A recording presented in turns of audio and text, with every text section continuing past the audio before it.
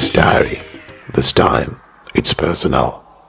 Welcome to Ajoke's diary. I am standing right here in the premises of the Nigerian embassy here in Washington, D.C.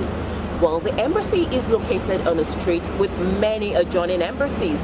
Just right opposite me is the embassy of Malaysia, and right behind me you have the embassy of Egypt. And what more can I tell you? There's so many embassies around this avenue. So we're right here at the Nigerian house. We'll be talking to the Nigerian ambassador, Professor Adefuye, just in a moment. It's Ajoke's diary. Welcome to Washington, D.C.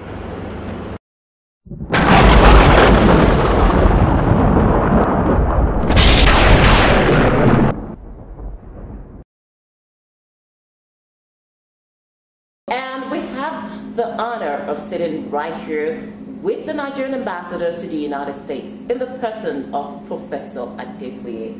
Good morning, sir. Good morning. Your Excellency. Thanks for having us in your office. It's a pleasure. Yes, sir. So let's meet you. For people who didn't know you more than, okay, it's just Professor Adefuye. How would you describe Professor Adefuye? Adefuye is an academic by training, but a diplomat by accident. Started life as a diplomat, as an academic, and a PhD from University of Ibadan, PhD, University of Ibadan. But wrote a thesis on an aspect of diplomatic history. And because of that, I was a frequent commentator on aspects of international relations and diplomacy. I guess this was the reason why, after taking a group of foreign service new recruits through a series of lectures in 1987, President Ibrahim Babangida then thought that he wanted some academics to be part of the diplomatic staff. That was what I was recruited and sent to Jamaica as ambassador for High Commissioner for Nigeria in Jamaica with concurrent accreditation excuse me, to Belize and Haiti. From there, I was sent to London to be Deputy High Commissioner in charge of Nigeria's role in international organizations, EU, Commonwealth, UN, and the rest of it. 2 years later, I was recruited into the Commonwealth as first as Deputy Director of Strategic Planning, and later on as Director of Africa Program. Commonwealth has 19 members in Africa, so I was Director of the Africa Program. I did that I was in the Commonwealth for a total of 12 years. From there, I then went on to ECOWAS for 2 years as advisor to the President of the ECOWAS Commission on Democracy and Good Governance. So from there, I was appointed ambassador. So here I am. And how would you describe your journey so far? Well, one has cause to thank God. It's been quite interesting, occasionally challenging. But I guess with the type of training, the experience one has gotten through, the challenges are there. Apparently, they are not unsurmountable. So it's been quite challenging, and you have a sense of fulfillment that you're doing something to advance the cause and protect the interests of your country. It's challenging. There are problems. So, what is your day-to-day like as the Nigerian ambassador in the United States? Day to day? Okay. It depends on the time and the period. There are times we get so busy. There are times when not really too busy, but you still have enough to occupy your time. And it may be a bit unpredictable.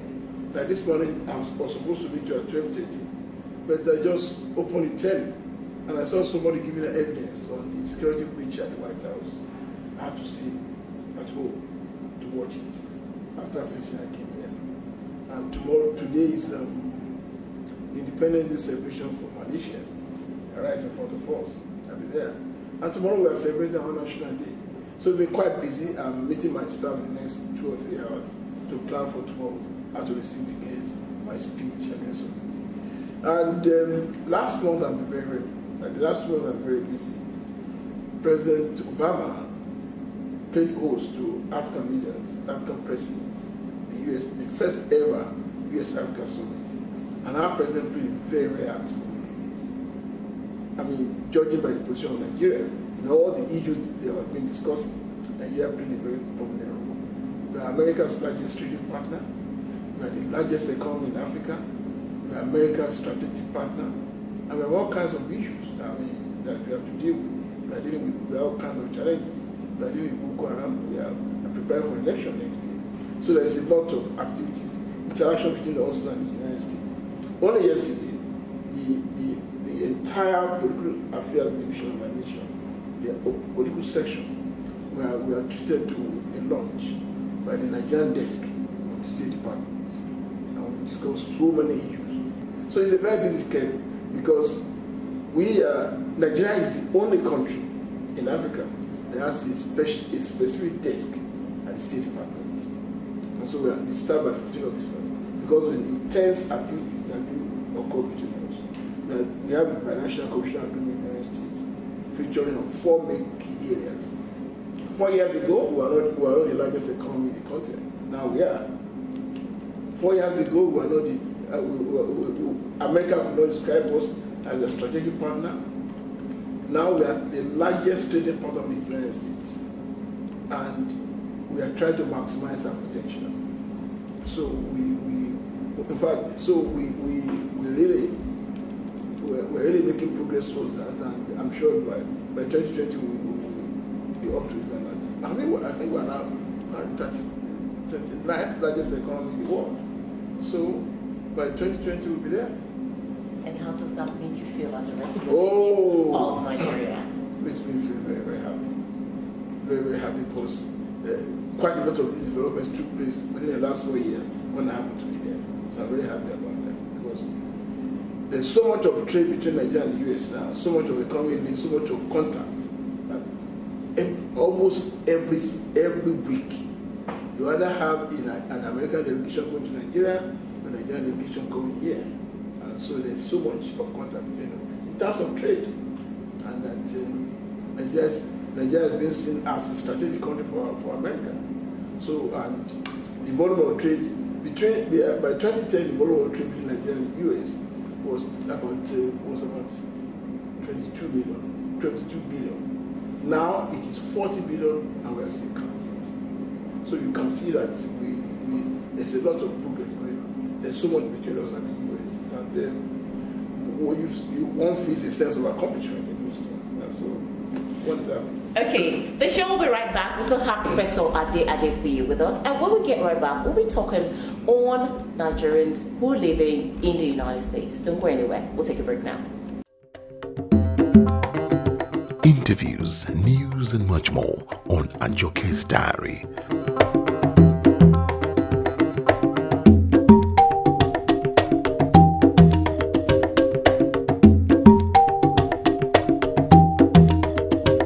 Ajoke's Diary continues in a moment. Ajoke's Diary. This time, it's personal.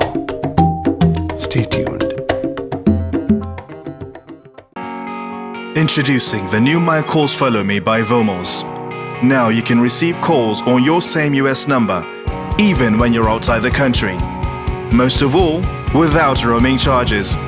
Be it business in Dubai, vacation in India, humanitarian in China, or visiting family in Africa. With the Vomos My Calls Follow Me, you can stay connected to the US with your same US number without roaming charges. Vomos. Now you can talk more anywhere in the world. I'm right here with Professor Adefuye. So earlier before we took a break, sir, you did mention the bilateral agreement between Nigeria and the US. And this sounds to me, and I'm sure to many Nigerians, as a great opportunity. And it's also something that they could tap into. But then what would you say to Nigerians who are skeptical about going back to Nigeria? Well, it's one of the major challenges I confronted when I came here in 2010. And I think we've done a lot to sensitize to make sure that we dispel most of those fears that we had. There's nothing. The problem with Nigerians who have stayed here for so long is that they think every country is like the US. We are a developing country. We are not doing bad. And I also tell them that from the cultural angle, or from the personal angle, I can tell you, there is no place like home. No matter what you call yourself here, we, as a matter of policy, we want to ask many of them, we want to encourage many of them to be involved in the economy of Nigeria. But, and get this clear, I'm not asking every Nigerian here to put themselves and go and settle in Nigeria. If it's possible for you to make your profit here and then find a way of influencing development at home, please do it. The two countries adopt, we accept we accept by nationality, by which case you can hold an American passport and hold an Nigerian passport. So I tell them, if I stay down here, get their green card, come here and take a Nigerian passport. When I go to Nigeria, when I go to Abuja, show them the green passport. When I come here, show them the American passport. If you can make your business here, have a branch in Nigeria, make the best of the two worlds. Take your expertise you have taken it from here, you to develop your country. But don't lose your contact here. But if those who they say they want to uproot themselves and go and settle in Nigeria, we have schemes for helping them to do that. We connect them, once you know what they want to do, we connect them with the various ministries and individuals and tools who can help them to settle down. Now the government is about to create what we call a diaspora commission. In fact, the bill passed through the second reading and the House of Representatives just 2 days ago. With that diaspora commission, you now have a recognized and official body that will be helping Nigerians from here going to Nigeria to overcome their initial problems, initial difficulty of settling down, and link them with areas where we can benefit from their expertise and experience. So I keep telling them that yes, you may have initial problems of power and all that, but then first, to begin with, the government is working very hard to ensure the power supply situation improves, and I begin to see some improvement. Two, I mean, you stay there for so long, you buy generators and buy generators and can be able to regulate your activities. But the point is, many Americans are there and they are confident. Why not you in Nigeria to be able to adjust? Your Excellency, the question is this. You have all of these funds. It's said that the best way for you to reach all the people is communication. Yes. What strategies are you adopting to communicate this message to Nigerians in diaspora? Because media failure. That's why you're asking me that. We are doing the best we can. Let me tell you, we have an informational and cultural section here. And what the best we can do, we put all this, check our website, find all this information there. Two, the embassy now is not the embassy of old. I take advantage of every opportunity to inform Nigerians, and I've been to almost every big city where we have a certain number of Nigerians. When they invite me for a base, I go there and I talk to them about the opportunities that we have in Nigeria. And there's a central organization called Nigerian Industrial Organizations. They have their own branch, the American branch. I attend everyone. In fact, the Saturday before the last, I was in Ohio, Columbus, to meet with them and expand the kind of thing today. But I've been, like I said, I've been in every major city where you have Nigerians. I take every opportunity of being invited to an event to go there and talk to them about the opportunities we have. Tomorrow we have so many of them here. We have National Day. Any Nigerian is free to come. Any Nigerian, no, once you're a Nigerian, you can come. So, and we have a series of engagements with them. Not only that, to ease their process of going, what we now do, we don't even, in the past, they talk about visa, about passports. Not only do we now have 3 points where they can collect visas and passports, here, Atlanta, and in New York. We now go to conduct what we call interventions. We carry our staff with their equipment. If they say a group of Nigerian doctors are meeting for so, we will go there.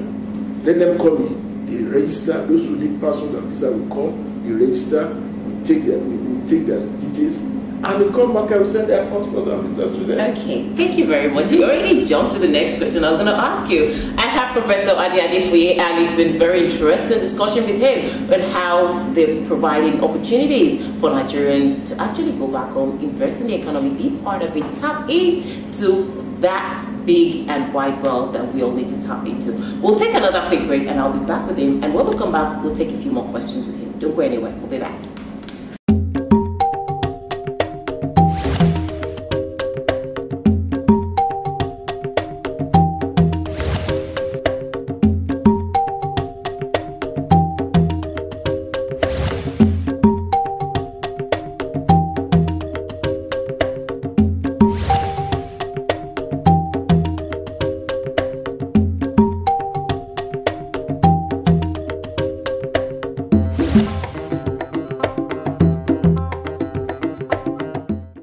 Now let's take it from here, sir.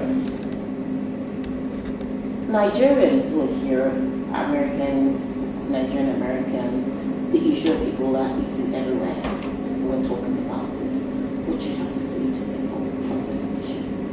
Well, there's no higher authority on Ebola or anybody higher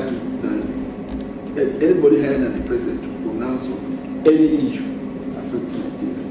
My president at the United Nations General Assembly Wednesday last week made a categorical statement: Nigeria is Ebola free. But the simple reason by the fact that Ebola was brought to Nigeria by a Liberian who for reasons best known to him, came to Nigeria after having been quarantined in his own country. He came to Nigeria. Some said he was going to see TB Joshua. Others said he thought he was going for a conference in Calabar. But then we were able to identify that source. We were able to trace all those he contacted, although some people died, and even those both in Lagos State and Rivers State and Port Harcourt.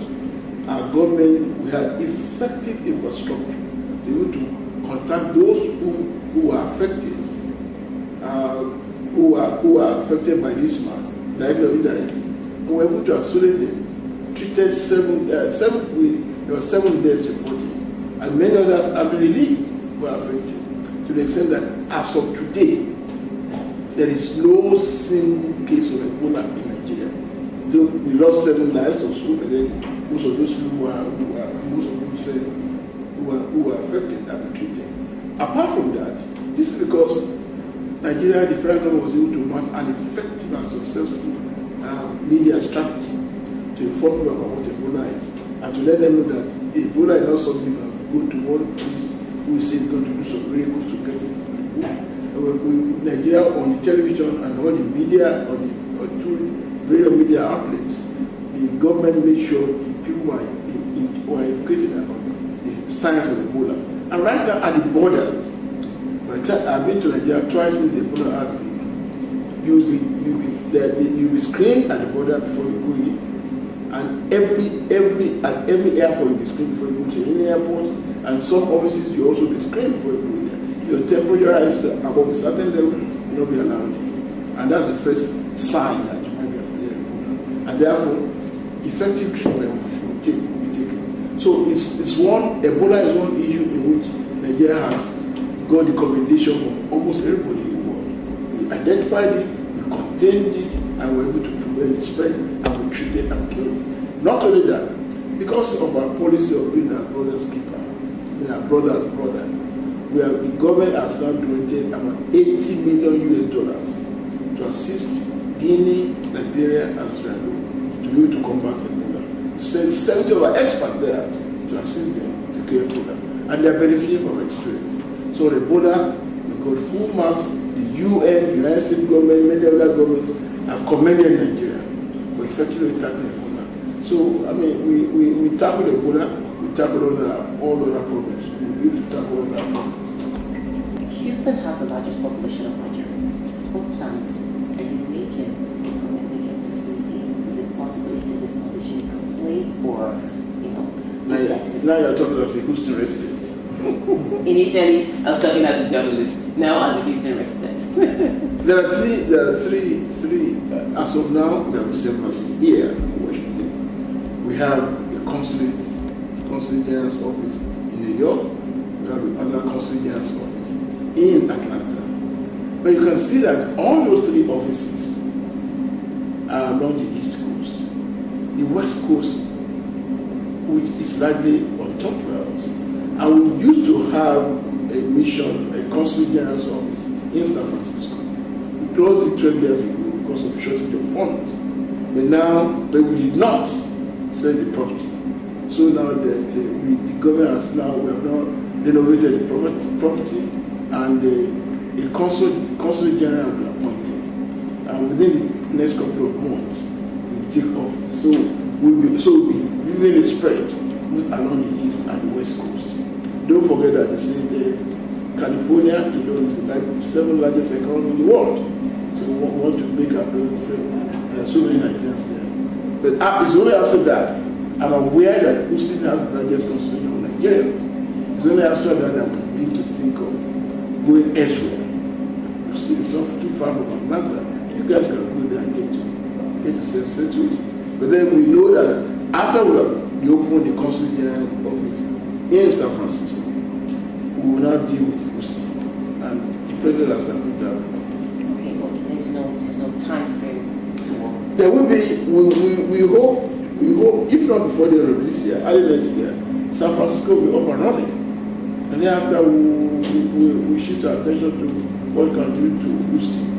We acknowledge the fact that it has the largest number of, it is the city that houses the largest number of Nigerians in the US. We want to take cognizance of that. And provide consular services. Thank you very much for your time. Really appreciate it. And that's much we can take from the Nigerian ambassador. We can't hold him down for too long. He's a busy man. You heard about his day-to-day activity and all the things he's got lined up. So we want to say once more, thank you very much for accommodating us, sir. I wish you the very best. Thank you very much. All right. It's a tour of the Nigerian Embassy in Washington with His Excellency Professor Adefuye. Let's go.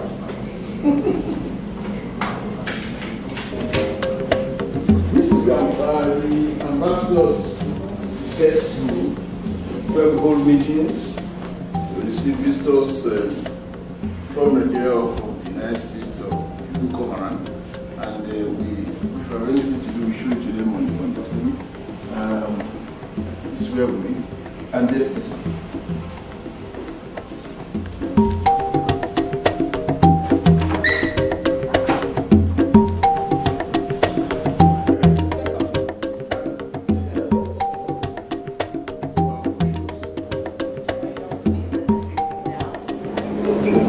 I'm going to the immigration section where we deal with visas and passports and all that. It's actually the processing for passport and collection. Okay. When they come in the morning, they sit down here, profile them, process their passports, then the application. From there now they move to what we call the application room. Okay. That will take the biometrics and the photographs. So how long does this process take us all? It doesn't take more than 10-15 minutes. Okay, now they're going to be wondering, it was Professor Adefuye initially, so who is this gentleman I'm talking with? Okay, can we meet you, sir? Okay, my name is Ajoke. I'm one of the immigration attaches here in the Embassy of Nigeria. Okay. So we are in charge of the issuance of visas and passports. Okay. So he's signing for his passport?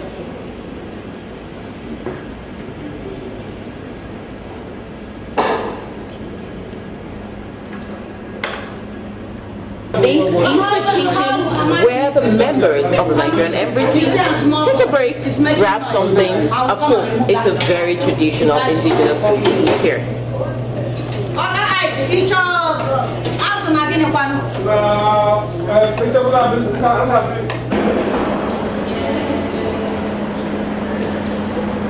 It's been a great day touring the Nigerian High Commission here in Washington, D.C. And we hope you've enjoyed every bit of it from the office to office.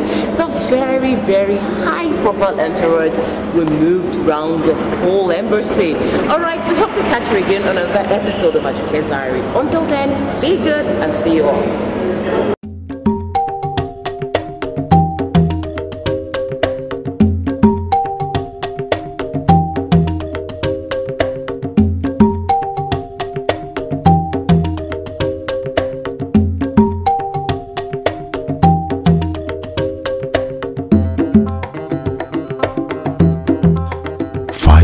Radio 6 Media Concept.